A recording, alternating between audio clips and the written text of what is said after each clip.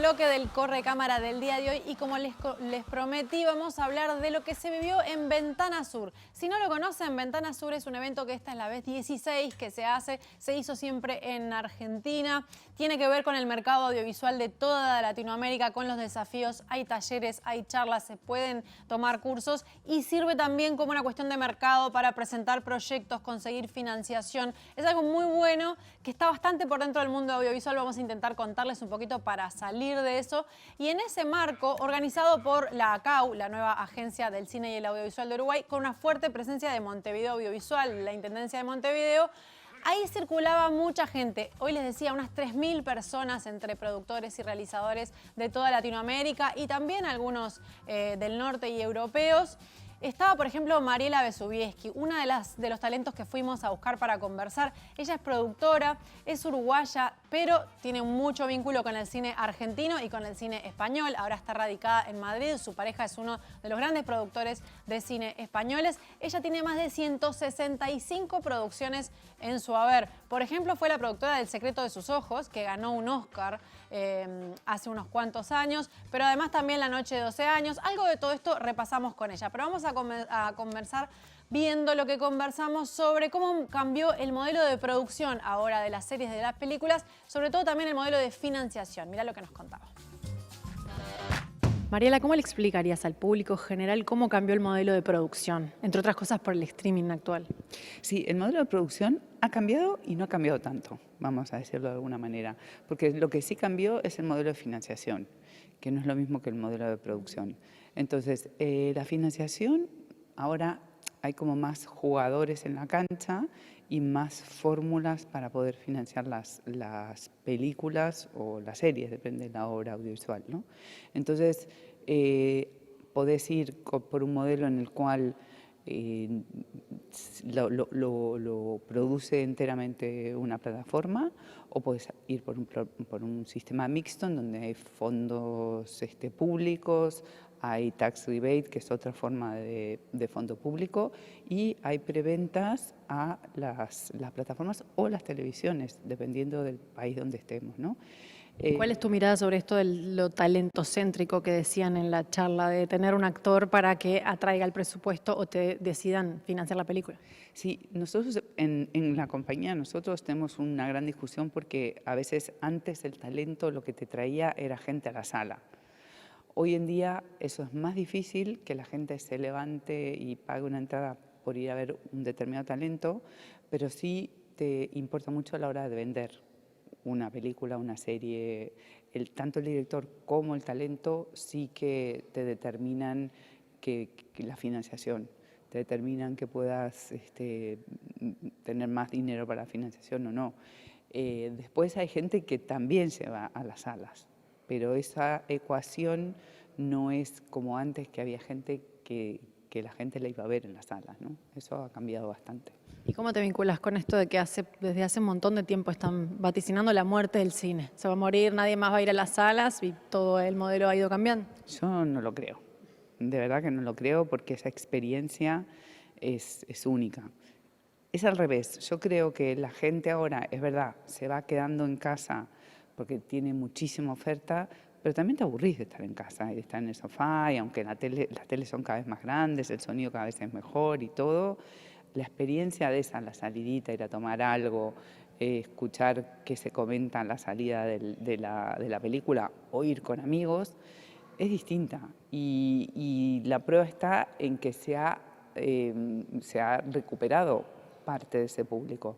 No todo, porque es verdad que los hábitos cambian y es difícil volver a cambiarlos, pero algunas películas la gente sí se desplaza a verlos. Dependen más de otras cosas, de pronto de redes sociales, de que se escucha hablar de la película, que sea un tema de conversación en tu oficina, que bueno, eso que... Por eso a veces hacen más campañas de marketing, ¿no? Para que se hable. Para que se hable, para que se discuta, para que sea visual, que tú veas de qué se trata y que cuando vayas a un cine reconozcas, esa es la que vi en tal, ese actor estaba también en tal otra. Y entonces yo creo que sí, que hay una forma de hacer marketing distinta, como mucho más interactiva con el público, ¿no?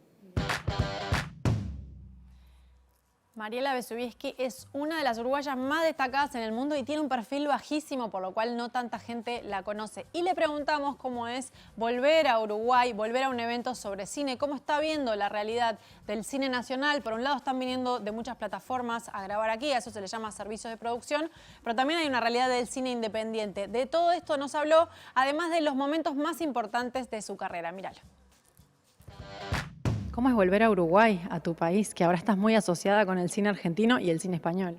Bueno, yo vuelvo 2 y 3 veces por año, o sea, no es así, de repente vuelvo, estamos preparando una historia para hacer aquí, estoy participando en Pueblo Chico, la animación de Walter Tournier, con lo cual estoy súper orgullosa. Y hace no tanto hicimos La Noche de 12 años, que también fue una historia muy uruguaya. Entonces siempre he tenido vínculos emocionales y también de historias con Uruguay, ¿no? Jamás leí Onetti, que es un documental que hicimos que está realmente bien. Y bueno, por supuesto, todo empezó con El Dirigible, pero que ahora hace 30 años y que cuando me dicen que hace 30 años no me lo puedo creer, me parece que fue ayer. ¿Y cómo ves el estado del cine nacional, que también ha ido cambiando? Las plataformas llegaron acá, hay servicios de producción, pero hay un tema con el cine independiente también. Bueno, lo importante es encontrar un modelo que le sirva a todo el mundo y que haga crecer sobre todo el contenido y sobre todo el contenido de gente que quiera contar historias que sean importantes para la identidad nacional, ¿no? Entonces, es una mezcla. El servicio lo que te permite es tener compañías más grandes, tener más técnicos, tener gente con más experiencia, y también hay que encontrar la fórmula en que todos esos técnicos y toda esa gente puedan también devolver a las otras producciones que quizás no tengan esos medios parte de lo que le dieron y de ese aprendizaje que está forjado en el cine de autor o en el cine más pequeño que se viene haciendo hace muchos años en Uruguay, ¿no? Cuando mirás para atrás en tu carrera, ¿a qué momento volvés como uno de los más sorprendentes o de los más gratificantes? Suena un poco evidente que puede haber sido el Oscar del Secreto de sus ojos, pero capaz que nos puede sorprender con alguno. No, obviamente el Oscar fue un hito increíble. La Noche de 12 años para mí también fue una película muy gratificante. Y hay una película muy chiquita que fue mi primera colaboración con la que es ahora mi socia argentina, Vanessa Aragone, que se llamó Hermanas, de Julia Solomonov, que era una primera película y que fue de las veces que me emocioné mucho por hablar del tema de los desaparecidos, etcétera. Y sí creo que esa película significó mucho en mi carrera. También hay documentales como El Botín de Guerra de las Madres de Plaza de Mayo, que hicimos en coproducción con Coco Blaustein, que ya no está. Pero eso, películas como La Noche de 12 años, ahora como Bajo Terapia, que está en los cines aquí y que me encanta. Explota, Explota, que es un musical que me divirtió, de Nacho Álvarez, otro realizador uruguayo, que me pareció increíble hacer un musical y que haría todos musicales todos los años. Explota, Explota era el musical de este uruguayo que lo hizo basado en canciones de Rafaela Carrá, lo teníamos hace unos años por acá por Correcámara. Y Bajo Terapia es una película, una comedia de la que les hablamos hace unas semanas, que está en cartel en este momento y que es una de las producciones de Mariela Besubiesky.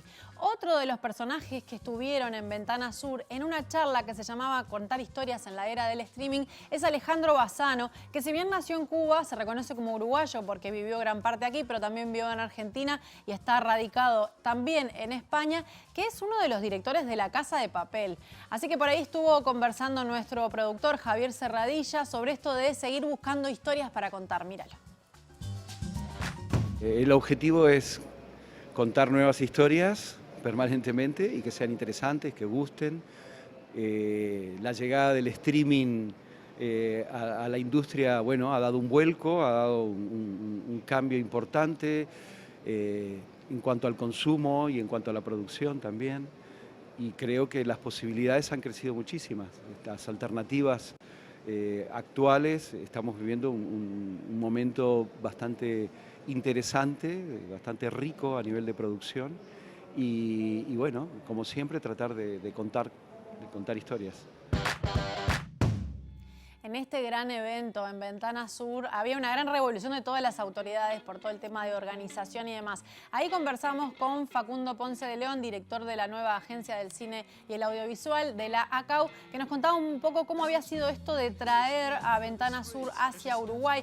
En primera instancia también tiene que ver con esto de la realidad del cine argentino, la oposición que hay al cine argentino desde el propio gobierno argentino y por qué no se podía hacer ahí. Bueno, pero se peleó para que esto llegara a Uruguay. Nos contaba sobre eso y también sobre cómo se estaba viviendo el segundo día de actividades. Míralo.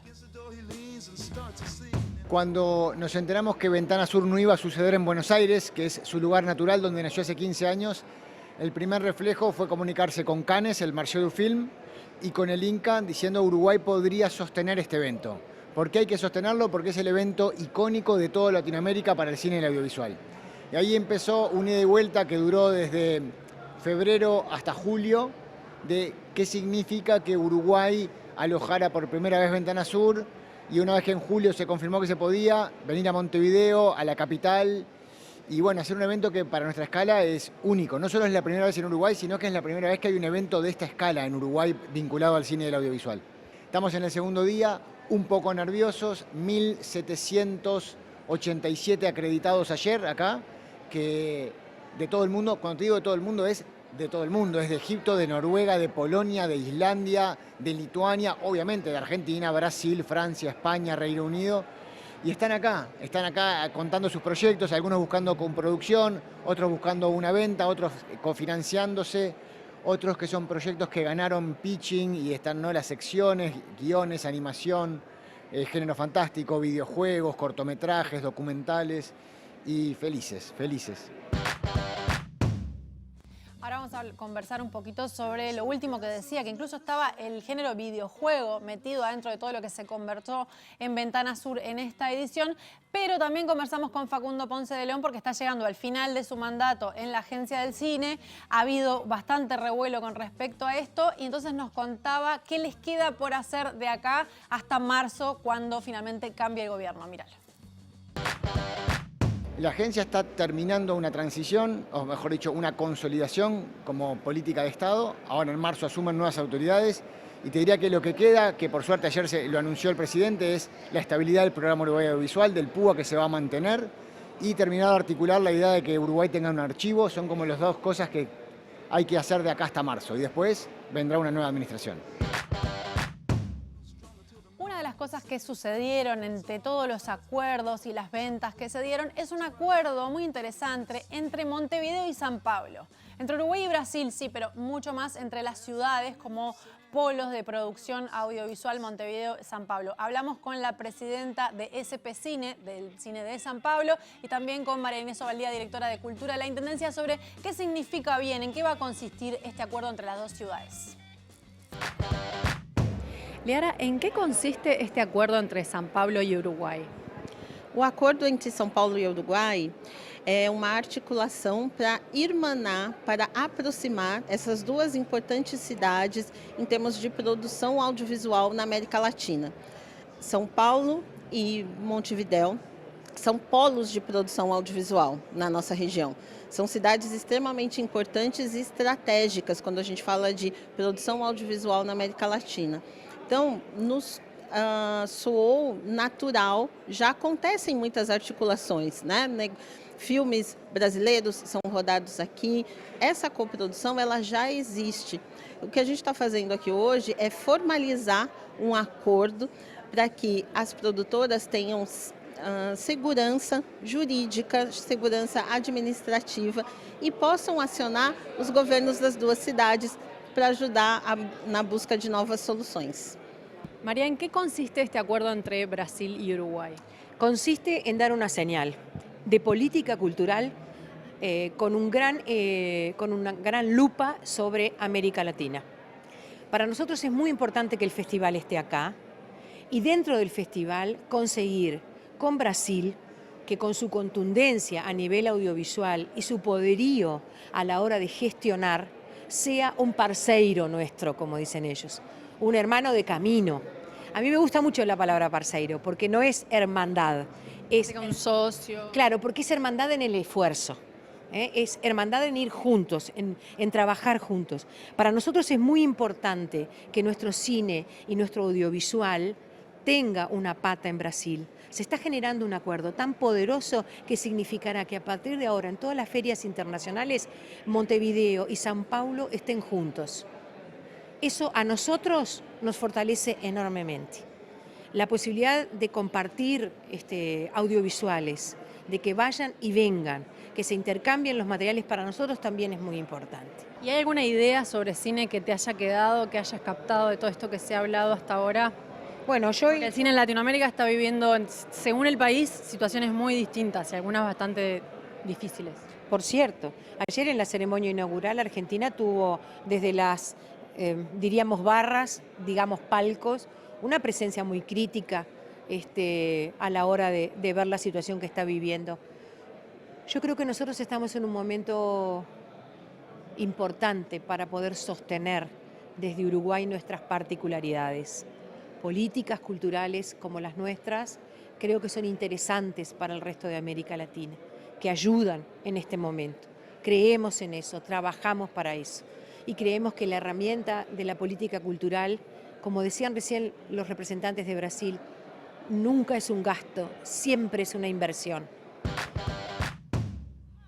Es verdad lo que contaba María Inés, que yo no se los había comentado, es que el presidente del Inca de Argentina, que siempre es una figura muy reconocida, en este caso es un economista argentino, el economista Pirovano, fue abucheado el día de la inauguración, en el que se aplaudió mucho a la calle Pou, que subió luego a contradecir lo que había dicho porque empezó a hablar del mercado y de la libertad y fue abucheado en el propio Teatro Solís. Y otra cosa que les puedo contar es que les armaron a todos los invitados un tour caminable desde el Sodre, el Teatro Solís, les fueron armando para que no tuvieran que moverse demasiado y estaban bastante fascinados con todo el recorrido que podían hacer por Montevideo. Pero volvamos a Liara Oliveira, esta presidenta de SP Cine de San Pablo, que tiene mucha experiencia en el rubro, y a ella le pregunté sobre si la historia, la tradición de Brasil en cuanto a la producción de telenovelas, que si uno dice Brasil Televisión piensa las grandes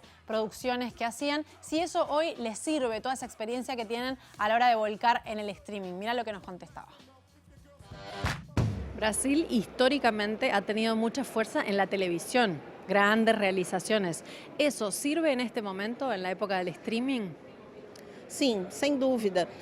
A vocação do Brasil para a produção, né, de telenovelas é reconhecida no mundo inteiro. O que a gente quer fazer é fortalecer esse caminho que já existe, né, de circulação de obras e de profissionais brasileiros para a produção independente também. Então, para que os profissionais da produção independente, as empresas independentes brasileiras alcancem o mesmo nível de circulação com os seus produtos que as nossas novelas já alcançaram, desde os anos 70. Né? O Brasil já tem essa tradição de exportar os seus produtos audiovisuais televisivos. Mas a gente está fortalecendo a nossa indústria criativa independente para que essa circulação também aconteça com esses outros produtos. Então, pensar o streaming hoje é pensar em estratégias de fortalecer a produção brasileira e a presença da produção brasileira nessas plataformas de streaming. Para que isso aconteça, a gente precisa construir articulações internacionais fortes e estratégicas. Si recién se enganchan, estamos repasando lo que se vivió en este mercado audiovisual, en este encuentro que se llama Ventana Sur. Y por último conversamos con Bernardo Bergeret, del que muchos dicen es el padre de Ventana Sur, es un gestor cultural que la gente cree que es argentino, pero en realidad también nació en Uruguay y que vio crecer a este evento a lo largo de estos 16 años. Le preguntamos por esa evolución y también por qué fue lo que más le llamó la atención de todo lo que se estaba conversando en las charlas en ese momento. Y justamente, como les decía hace un ratito, fue el tema de los videojuegos. Veámoslo. Bernardo, muchos dicen que sos como el padre de Ventana Sur. ¿Cómo suena eso para vos? Bueno, es una criatura muy, muy bonita. Sí, sí. empezamos en el 2009 con Ventana Sur. ¿Cómo ves hoy todo lo que ha pasado? Imagino que también con este cambio hacia Uruguay hay algo agridulce capaz. Bueno, la verdad que es fantástico porque está todo el mundo muy entusiasmado, se está viviendo un Ventana Sur a pleno y están encantados con Montevideo. Toda la gente que ha venido del exterior. ¿Y qué idea de todo lo que se está conversando en esta edición te interesó particularmente? ¿O qué tema vinculado al cine del sur? Bueno, en este momento estoy muy entusiasmado con el tema del videojuego, pero no del videojuego desde el punto de vista del entretenimiento. El videojuego yo creo que es una gran oportunidad para gente de animación, porque el videojuego se nutre de animación y la animación en nuestros territorios ha tenido un crecimiento enorme. El videojuego se nutre de guionistas.